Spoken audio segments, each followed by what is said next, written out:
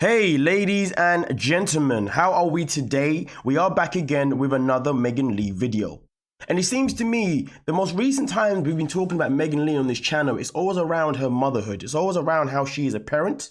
And the thing is, the reason why we are so hell-bent to really speak about her as a parent is because at the very beginning of when her child was born, we saw Anthony, her boyfriend, her husband, shaking the baby's head when the baby was pretty much newly born. The baby didn't have any balance, you know what I mean? And we was like, yo, you should not be doing that. Now, also on top of that, we even saw the moments where Megan Leigh had a a bad mum moment, and then we saw that obviously her son had some sort of bruise along himself, and we was thinking, yo, what is going on here?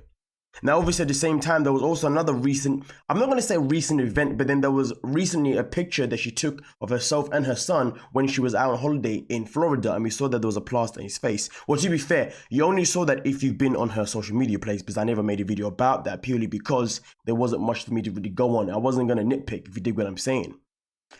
But now we're here at this moment in time. Now, obviously, Megan Leigh is someone that has evidently come out on social media to frustrate herself and have meltdowns about being a parent. And normally when I give you a reaction, I give you a reaction on what is going on at that moment in time. But today, I'm going to be using Megan Leigh more as an example. Reason being is because you see, myself in particular, in case you don't know, I teach, okay? That's what I do. I'm a teacher. And I see kids come in on a daily basis with different moods. I see kids come in having a good mood, and all of a sudden they transition and then they become just havoc. You're like, what the hell is happening? And most of the time it's because something is happening at home.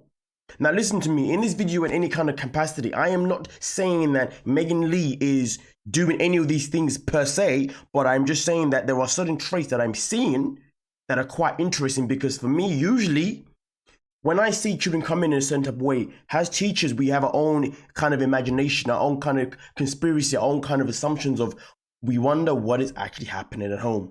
And to be honest with you, the way Megan Leigh has behaved recently, and even in the video I'm going to show you now, does make me think, So I'm going to be giving you my reaction more on the teacher's point of view, as in like seeing it from the other side, if you dig what I'm saying.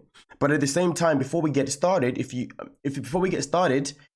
big shout out to every single person that is a member of the channel, including every single person that is a subscriber, as we continue to grow.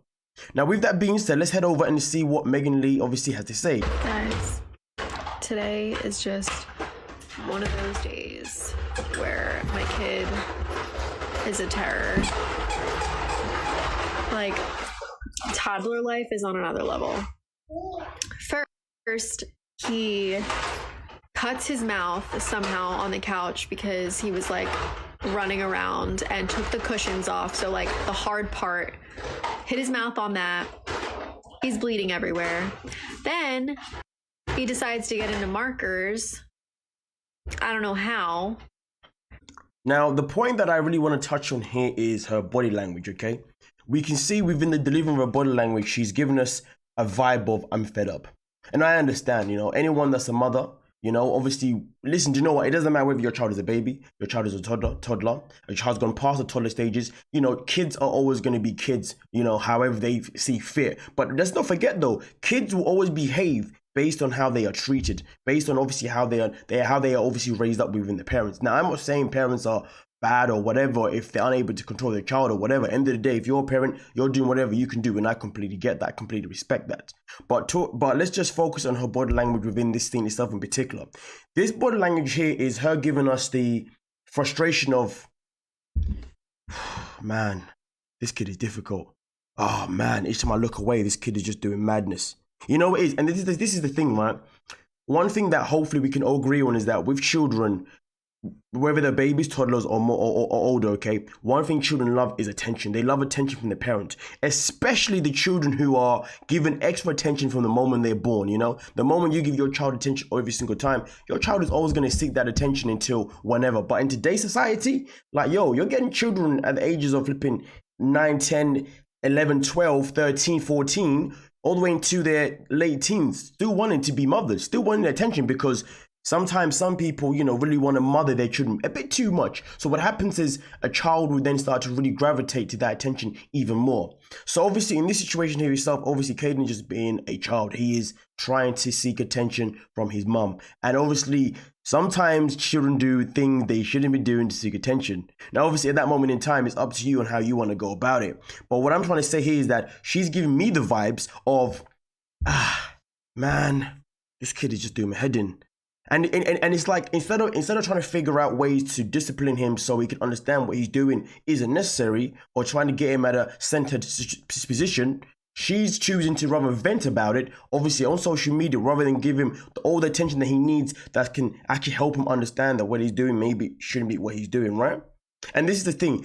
When you are a teacher, you have kids come in and you can see when a child comes in from a household where they're allowed to do whatever they want, where they're in a household where there is no discipline structure, and when that child then comes into school, they will behave exactly the same way. And I know this because if I get a child coming to my lesson now and this child is acting as if he or she can just do whatever ruckus they see possible, I'm like, yo, come here.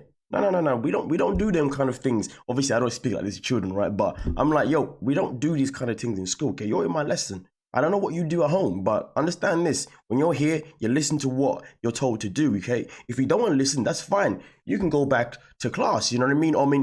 Or if that's what, then, or you say to them, I'm going to speak to your parents. Either way, you do something to find. As a teacher, it's important that you find a way to ground that child, to make sure that child understands that we don't behave like this. You know what I mean? Okay. And sometimes we throw in the little, if this is how you behave at home, then keep it at home. But you don't do it around me, if you dig what I'm saying, right? And this is the thing.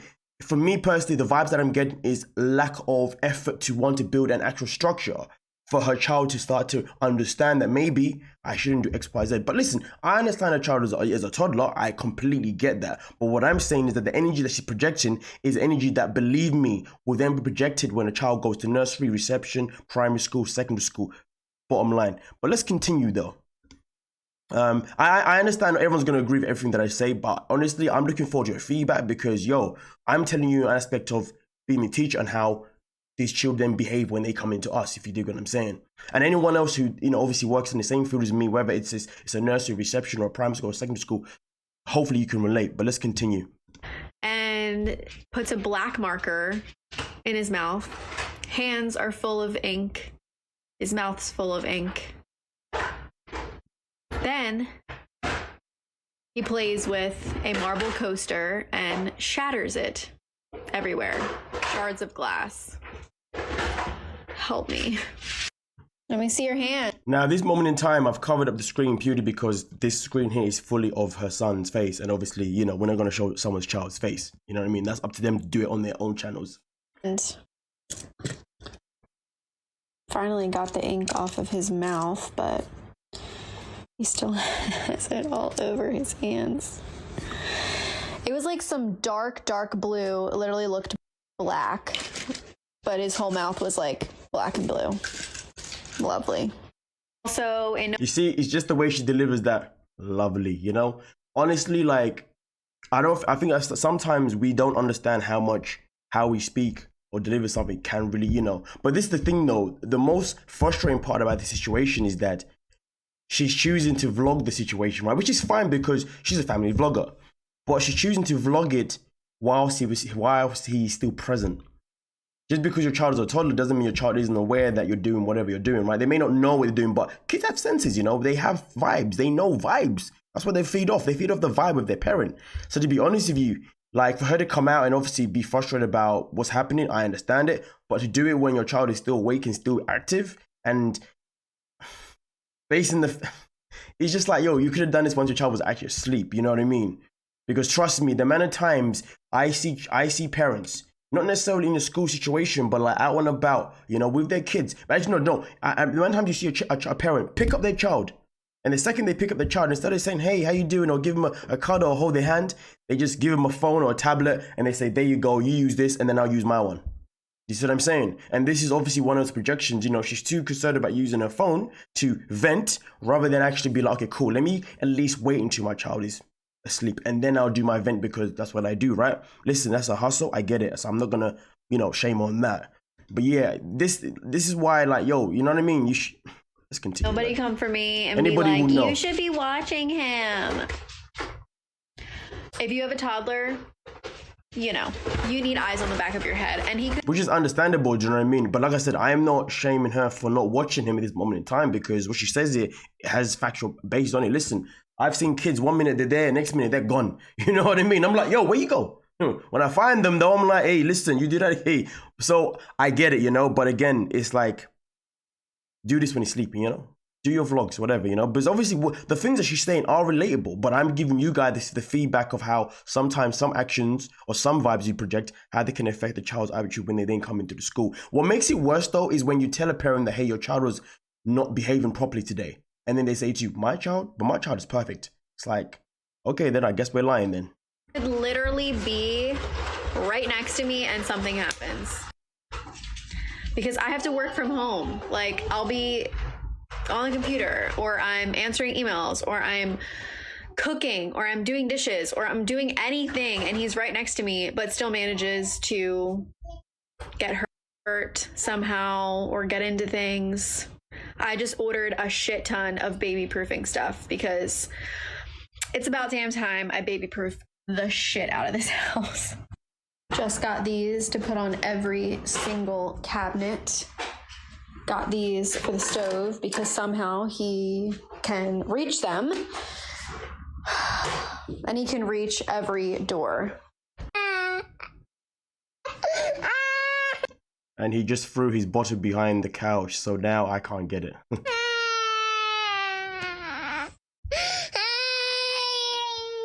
Right now, the child can feel the vibe of that, you know what I mean? The way she's looking, her body language, a child can feel that, you know? Just want to be real with you guys because not every day is glamorous. And I struggle too. No, 100%. Listen, not every day is glamorous. Of course, she struggles too. It's fantastic, you know. But like I said, I'm not making this video based on the saying that she's being a bad parent. Do you know what I mean? And I'm not saying anyone's a bad parent per se. I just want to give everyone a perspective of how sometimes parents can be by default. You know what I mean? Because of course, having a child is tiring as hell. You know what I mean? Like I can't say it's not. You know, even the fact that I may not live with a child at a time, like when you have a child come in, you know, it's tiring, you know what I mean? So I definitely relate, and I definitely understand where she's coming from me by saying it's not always going to be easy, it's not always going to be rosy, which is completely understandable. But like I said before, I wanted to use this video as an example of like, hey, if sometimes we get too comfortable with being frustrated rather than getting comfortable with trying to find a solution to help discipline our child to understand the structure of how a child should behave, then when you don't do that, the child will then come into a school and act a whole different kind, and will project that energy inside there. But then on the flip side, there is the other side of things where children, when they are going through some sort of vibe at home that they're uncomfortable with, some children will actually come into school and just not say anything. They'll completely just pull themselves away, completely isolate themselves. And even when you try and talk to them, they will literally just whisper to you because they don't even want to speak out loud anymore. It's bizarre, you know? But then there's some kids who are very smart, where when they're at home, they know that they can misbehave or they can do what they want because whoever's there looking after them isn't obviously, you know, giving them enough of a discipline or structure, whatever, right?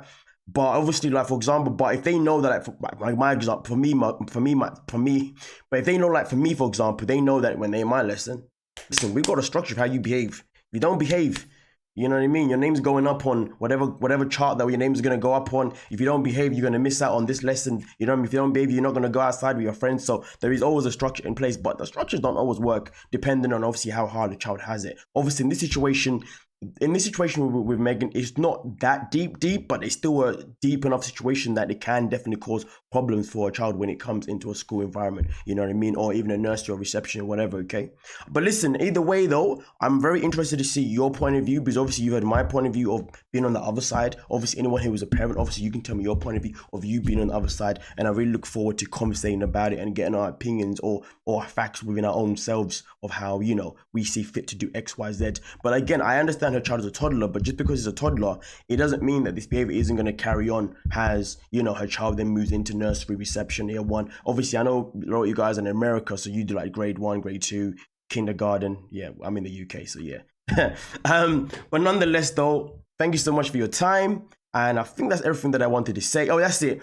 One thing that I am getting, the one thing that does really frustrate me the most for Megan is each time I listen to her talk, I feel like she is legit a single mother. She has a husband. And one thing that I want to say is this: children that have their fathers in their life, but the father is rarely there, he's always in and out doing whatever they're doing, that makes a big impact, okay? Trust me, if a child knows daddy is here, but daddy isn't here all the time, trust me, that makes, and it makes it even harder for mommy, because what happens is when a child gets, children, they can get fatigued of having just the one parent focus them all the time, just like that parent can get fatigued of being a parent by themselves, right? So the fact that Anthony isn't even here to support her, or at least we're getting that projection, is actually even more frustrating, because the situation could actually be a whole lot easier for herself, even for the child himself, you know what I mean? Knowing that dad is there, you know, more time than he should be, because like, yo, I don't understand that kind of aspect. I know he's got to work, but literally everything that she says makes me feel like she's legit a single mother, as if she's legit doing everything by herself. And you can always see the difference between a child that has a single parent compared to a child that has both parents. Trust me. But like I said, anyone that's in my position will understand where I'm coming from, and also can add in other things that I missed out, as well as you guys giving me your feedback as well. But with that being said, thank you so much for your time. If you enjoyed the show, if you enjoyed the episode, subscribe if you enjoyed it, okay, ladies and gentlemen. And I'll see you lovely people in the comment section. We are done and we are out. Peace.